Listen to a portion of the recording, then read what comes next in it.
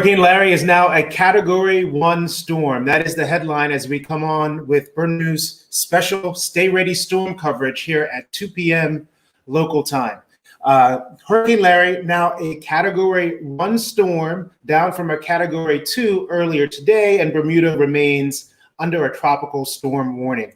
Good afternoon, I'm Glenn Jones. We're pleased to bring you this other update. Let's take a look outside right away to see what's happening. We were told all along that this was going to be largely a swell and surf event. And over the course of the day, we have seen the surf pick up a little bit. You're looking at South Shore now. That's where we expect the conditions to be more dangerous versus, say, the North Shore of Bermuda. Joining me now is Michelle Pitcher, the Deputy Director of the Bermuda Weather Service. And Michelle, we wanted to get right to you to get the latest forecast for this storm. From what I understand, the forecast track has not changed very much. Hi, Glenn. It's good to be here again, and you are absolutely correct. There hasn't been much change lately in the forecast. There was a Hurricane Hunter airplane investigating Hurricane Larry this morning, and then we had another conversation with the National Hurricane Center at 11:15 just to talk about the latest conditions, share some of our imagery and data with them, and basically just everybody being happy that there hasn't been any significant change to the forecast. Now I have a few images to share just as part of the current update. Right now, this is our latest tropical update bulletin with the 12 noon advisory information. So Hurricane Larry is now a Category 1 hurricane, and the marine area is inside the 35-knot wind radii, which I'll show in a little bit more detail later. But the closest point of approach is still expected to be 3 p.m. this afternoon, so it's coming up. And it's going to be about 155 nautical miles to the east-northeast with this latest update. Now, the mileage for the closest point of approach has changed a few times.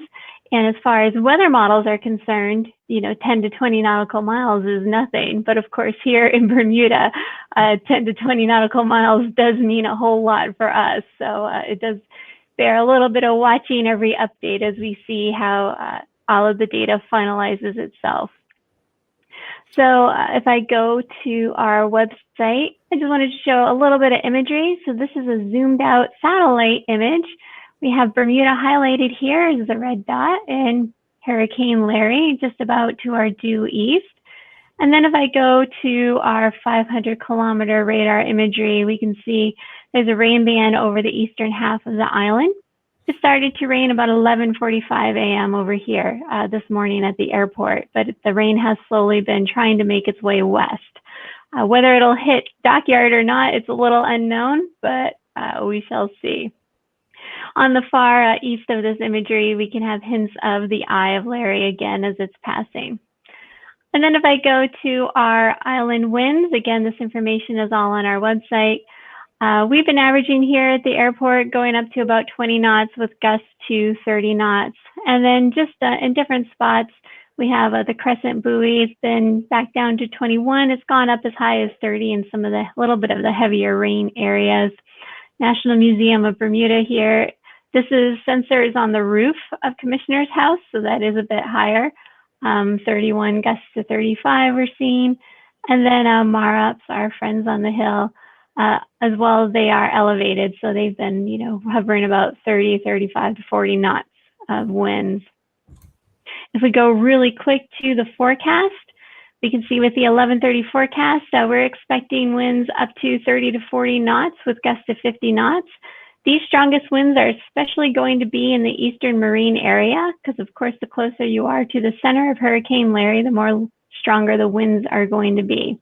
We do expect the winds to start backing to the west-northwest this evening and decrease 20 to 30 knots. And then as Larry continues to speed away overnight, the winds will continue to back more toward the southwest and decrease. We do have pretty rough seas out there. We're seeing seas outside the reef 15 to 25 feet, but of course, thankfully, our reef line does take a lot of that wave energy out. So inside the reefs, we've been about 4 to 7 feet, and that, of course, again, will start decreasing the further away Larry goes. And finally, just showing on our software. So we have the 25 nautical mile range ring here. This denotes our marine area with Bermuda in the center. this blue shaded area is the tropical storm force winds, and I'm just going to start zooming in a little bit more, if this will cooperate with me. There we go.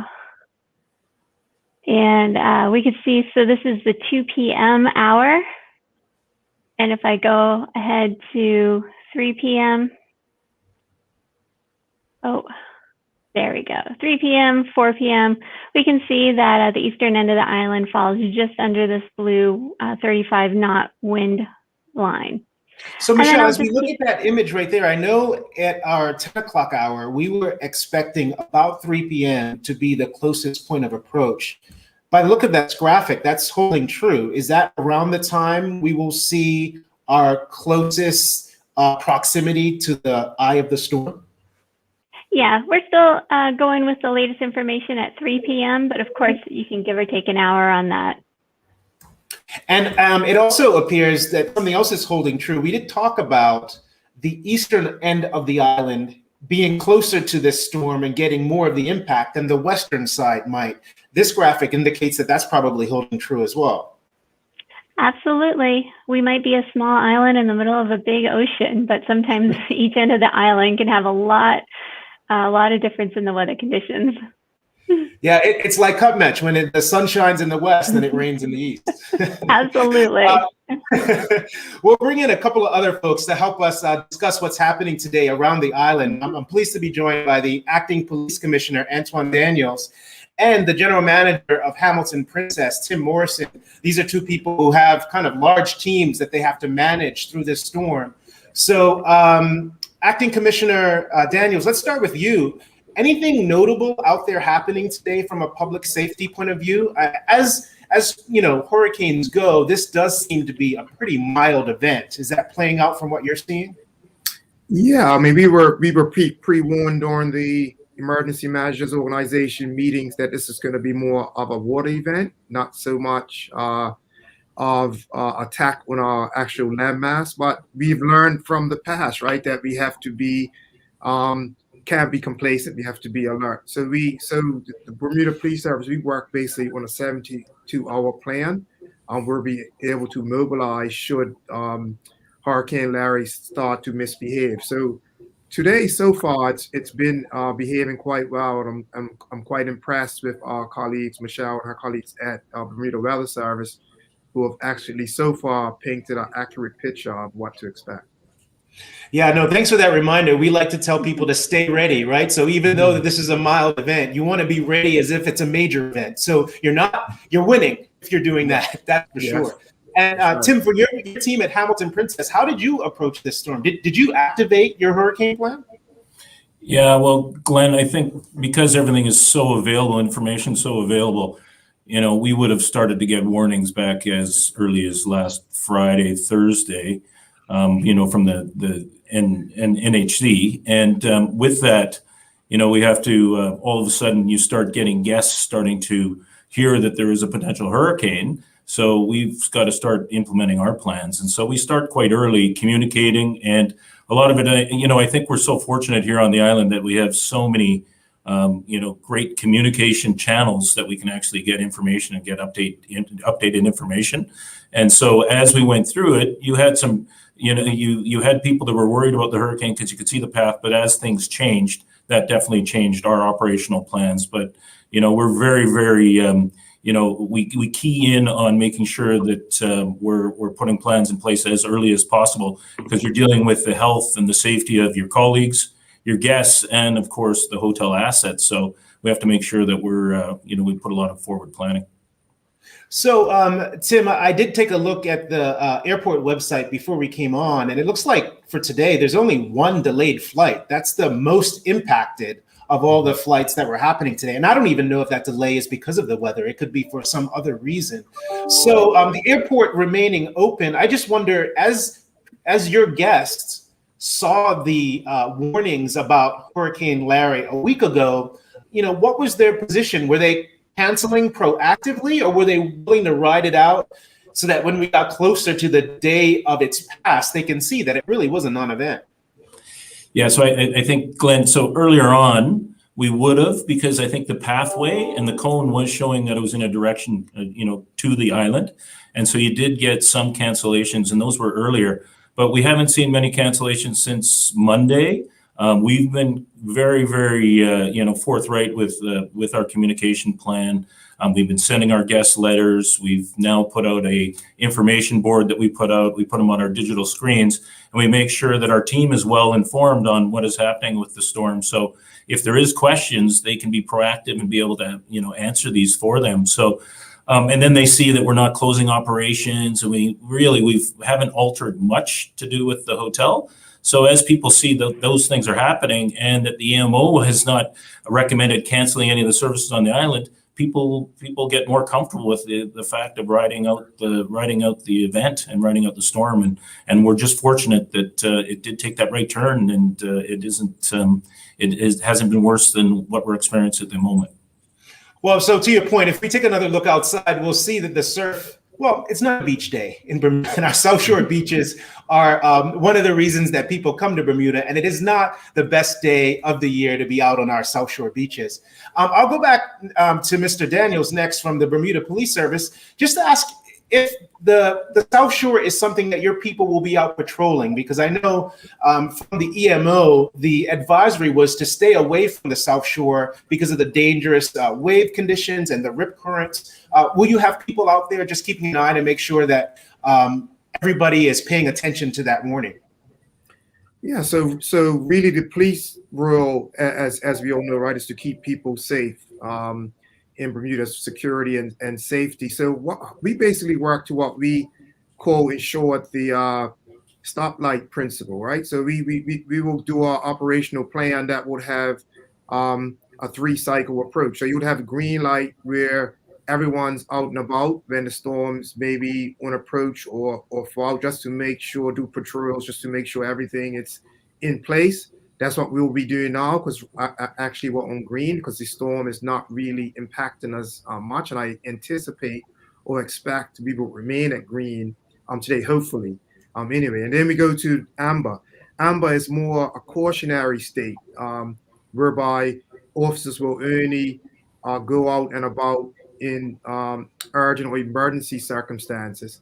And then the last one is the red, or the critical state. That's when the storm is, really at its height in Bermuda, and no one is actually going out. And to relate to your question, is what we would like to do is for people to do 3 things, right? First of all, to plan is super, super important. So when you hear of a potential threat of a storm coming to Bermuda, you need to do things like making sure your property is secure. If you have to, board up doors and windows, things like that, remove loose items from around the yard, acquiring the necessary supplies, making sure your elderly neighbors or neighbors that probably are not as mobile as you are safe and secure, making sure you have, your batteries, candles, and then like generator if you can afford that.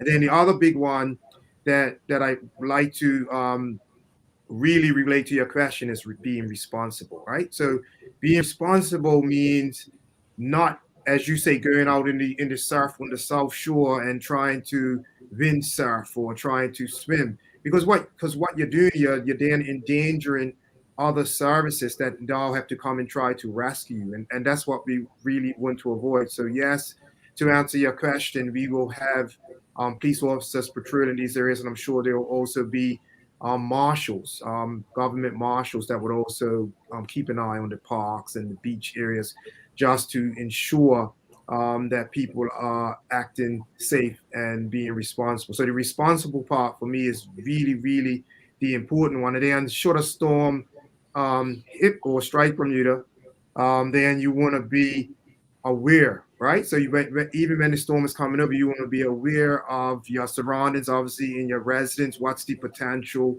for your residents to be able to take the impact of the storm? And if you think, okay, maybe it's a risk, I live close to water, or I have some damage in my house whereby if a storm comes, it can get worse, then you may want to consider staying at someone else's house, going to a shelter, things like that. So all of these things you wanna do in anticipation of a storm to really reduce risk to yourself and those who have to come and rescue if necessary. So those are some of the big things that the police really look at in preparation for a storm. And then the other thing that's really important is that the real positive thing about having the emergency matters organization is that when you have people working in collaboration, all these various agencies, whether it's Balco or, DTC, or you have fire, police and the like, is that everyone gets the information kind of at the same time, so you can make an assessment together as opposed to piecemeal. And then when you make that assessment together, you can have the best response for either saving life or sharing information, that type of stuff. So that's kind of the focus of the Bermuda Police Service and her partner agencies. Okay, well, thank you for underscoring all of that, especially because the highest volume period of this hurricane season could still be in front of us. In fact, we're going to show you the named storms so far this year. I think we're up to 12 now with Larry. And I saw an advisory last night about Mindy. I know that is not posing a threat to Bermuda at this time, but it's certainly expected to come in our general neighborhood. And if more of the activity is still in front of us, you can see the other names that will come down the pike later for the Atlantic storm season. And then we can also show you the statistical data around time of year. So historically, bulk of the activity happens between September and October. So we're just in early September now. And if this trend holds, we're going to be in the vicinity of more storms here in the coming weeks. And we have to, of course, stay ready, which is the message that Mr. Daniels was preaching just a moment ago. So back now to Michelle Pitcher. I know that we were expecting this closest approach at 3 p.m. As hardy as Bermuda is, that sort of isn't enough to keep people indoors. I know government services are still available. The grocery stores are still open. So I suppose between now and say 4 or 5 o'clock is when we want people to exercise the most caution, I assume. Yeah, that would be sound advice, because again, with the closest point of approach, that'll be when we'll have our strongest winds and the most likely of the strongest gusts coming around, and especially in the east end, because again, the closer you are to the Eye of Larry, the stronger the winds are going to be. Hopefully there is nobody out in the eastern marine area right now. That doesn't have to be. Okay, great. Well, I'm glad to know that for Tim at Hamilton Princess and for Antoine Daniels at the police service, nothing really to report. And I guess that's really what we would want to have happen at this point in the day, as we're just a few minutes from Hurricane Larry, now a Category 1 storm, making its closest approach to Bermuda. So thank you to Michelle, to Acting Commissioner Daniels, and to Tim Morrison for being with us this afternoon. We'll leave you with this live picture of the South Shore, where the swells are still coming in. The waves are still coming in as a result of Hurricane Larry out to our east, expected to make its closest approach within the hour. So you want to, stay indoors. The highest winds and the heaviest rain are expected in the immediate future. And then by 6 p.m., we expect to see the conditions improving. We'll be back with you at 6 p.m. for one other update on Burnew's Stay Ready storm coverage presented by Lindo's group of companies. We also appreciate having our sponsors, Friesen Brookmeyer, Ministry of National Security, Duracell, and Belco. All of those partners want you to stay ready in a constant state of readiness during this hurricane season, especially now as Hurricane Larry makes its closest approach to Bermuda. We'll be back with you in a few hours at 6 p.m. We'll see you then.